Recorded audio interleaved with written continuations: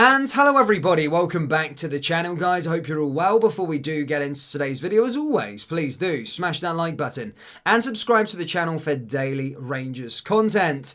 Guys, another game. Yes, we've got Aberdeen this weekend, this Saturday, 3 o'clock kickoff. Another home game for us, but another chance to try and get back to our best in terms of the quality that we're putting on the park. Yes, we got through to the semi-final, won the game 4-0 in the League Cup. However, as I said, it still wasn't the best performance ever. Yes, it was better than the 1-0 win against Motherwell. However, I'm still hoping that we can put in a proper performance in for the full 90 minutes. And we've got a tough test this weekend against an Aberdeen side. So ahead of the game, guys, we're going to be discussing a few bits and pieces, some huge news in there as well. We're also going to be going through why a pundit has sparked or is demanding that the Scottish Premiership implements a rugby audio VAR sort of system. So we're going to be going through that as well. We're also going through a few other bits and pieces within the Rangers camp. But let's start with Mark Wilson. Mark Wilson reckons VAR could do with the same transparency provided as to in rugby.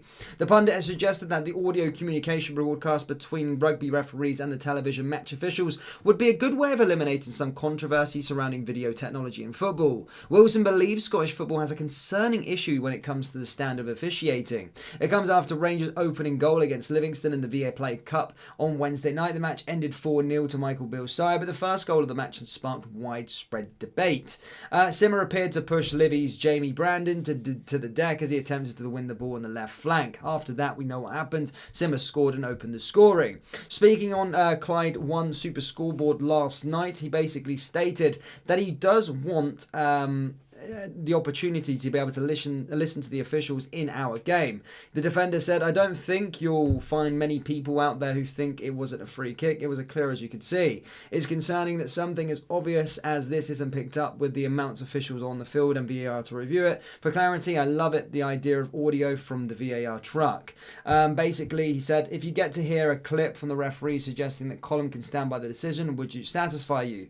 Wilson added, "It would allow me to think that with a clear head that those officials weren't fit to do their job. But because I don't know what the conversation consisted of, I have no idea if Woody Collum overruled it or was looked at. If every one of them said it was not a foul, we've got a bigger problem in our game, and that would clarify that. Other decisions, I think, would clear things up for the football fan and give maybe a better understanding to tough job referees have got. Wednesday night's decision, I do think, and we've got a problem."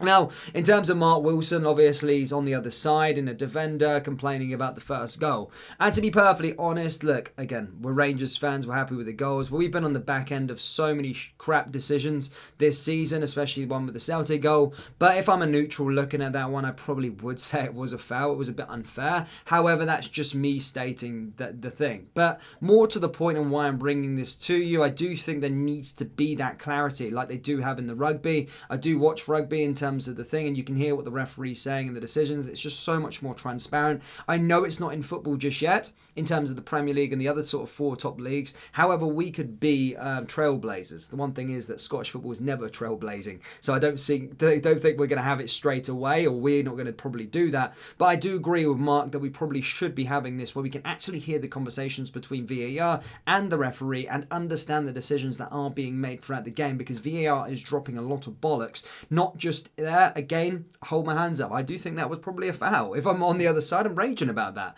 But then again, I see other people say it was soft and all the rest of it. Either way, we've still been stung so much this season with goals chopped off due to controversial VAR decisions. So I do believe, yes, I do believe that we should be having a rugby system within our game. Now, in other news, guys, as I said, we are playing against the Dons this weekend. A Scottish football blackout for the whole of the weekend. Did you know that? No games on TV if you live in the UK and Ireland. Absolutely mental. We're the only country in the whole of Europe that is going to be having that this season. Remember that big £30 million Sky Sports deal that we signed. Yes, Scottish football is being led by the best of people. That was obviously sarcastic. However, despite the blackout, of course, Rangers were playing playing at home anyway, so our game wouldn't be on TV. But ahead of it, guys, we've got 9 players out with injury. Yes, we've got 9 players. We're in a proper exodus at the moment with regards to injuries. And as I said, things are just piling up. The games are coming thick and fast. We've still got another 3 games between now and the international break. And here's hoping when we get to the international break, that, of course, we then have a bit of leeway, a bit of breathing space, and our players can come back to the table.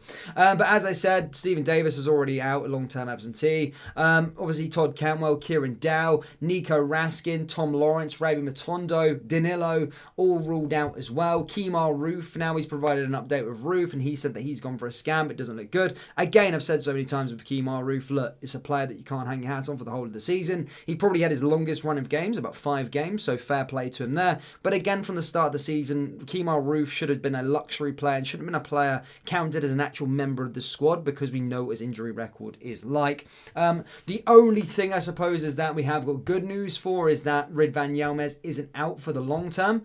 It's in regards to a cramp apparently, but there has been an update with regards to everything in the sort of injury state of play, and he's kind of been giving us an idea of when players are going to be back.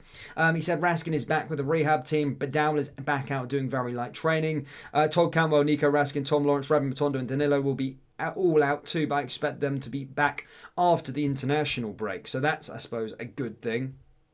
Kemar, we're unsure until we find out about his scan. Again, Bill did provide an update with Ridvan Yilmaz, is that his was only a cramp going off. So again, he could be ready to go. I'm unsure about that as well, but we have got a huge problem. 9 players out, currently injured, and that is, pretty mental, considering we've still got another 3 games to the international break, but I kind of do believe it's going to get worse before it gets better. I honestly do feel that. So, yeah, there is a lot of stuff not going our way. However, there is no excuses really. We need to be beating this Aberdeen team. Again, they've had exactly the same schedule as us, and apart from their last 2 wins against Ross County in the League Cup quarter-final and the league, they were in pretty poor form. Again, losing to a lot of big sides, of course, losing to Frankfurt away from home, then losing to Hearts, then losing to Hibs as well. Prior to that Hibs game, they lost to Hacken in the Europa League. Then they drew to St Mirren. Then they drew with Hacken. Their last win came against Stirling Albion. So we need to be beating this Aberdeen team. There's absolutely no excuse that we shouldn't, especially at home.